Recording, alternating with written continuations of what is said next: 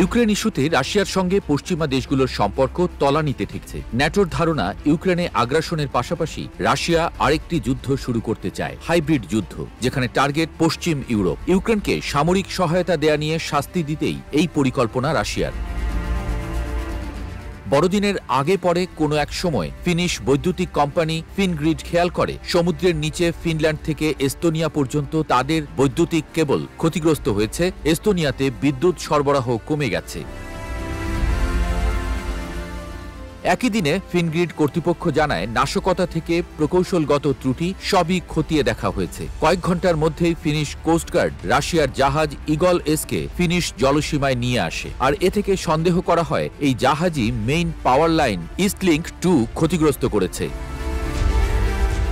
ইউরোপীয় ইউনিয়ন বলছে এই জাহাজ রাশিয়ার শ্যাডো ফ্লিট হিসেবে কাজ করে। আগে এই ট্যাঙ্কার দিয়ে নিষিদ্ধ জ্বালানি তেল বহন করত রাশিয়া। ফিনিশ পুলিশ বলছে এই ইগল এস এর নোঙর সমুদ্রের নিচে 262 ফিট গভীর থেকে উদ্ধার করা হয়েছে। 170 কিলোমিটারের ইস্টলিংক 2 কেবল ধ্বংস হওয়া ইউক্রেনে রাশিয়ার যুদ্ধ শুরুর পর বেশ বড় ঘটনা।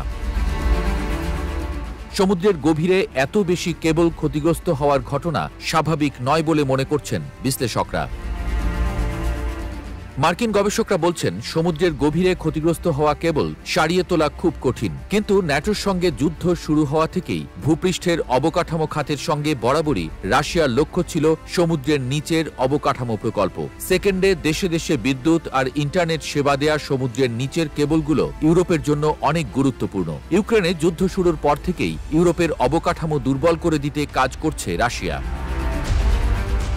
বিশ্লেষকরা বলছেন সমুদ্রের গভীরে গোয়েন্দা কার্যক্রম আর নাশকতা চালায় রাশিয়ার main directorate for deep sea research GUGI. এই সংস্থা সরাসরি প্রতিরক্ষা মন্ত্রণালয় আর ভ্লাদিমির পুতিনের সঙ্গে যোগাযোগ রাখে। এই গুগি সমুদ্রের উপরের জাহাজগুলোকে ব্যবহার করে নজরদারি আর তথ্য সংগ্রহে। সমুদ্রের গভীরে অপারেশন চালাতে গুগি ব্যবহার করে অতিকায় জাহাজ, কিন্তু সেটা হয় অনেকটাই নিউক্লিয়ার ব্যালিস্টিক মিসাইল আর ক্রুজ ব্যালিস্টিক মিসাইলের সাবমেরিনের মতো। টাইটেনিয়ামের অবকাঠামোর সাবমেরিনগুলো সমুদ্রের অনেক গভীরে কাজ করতে পারে।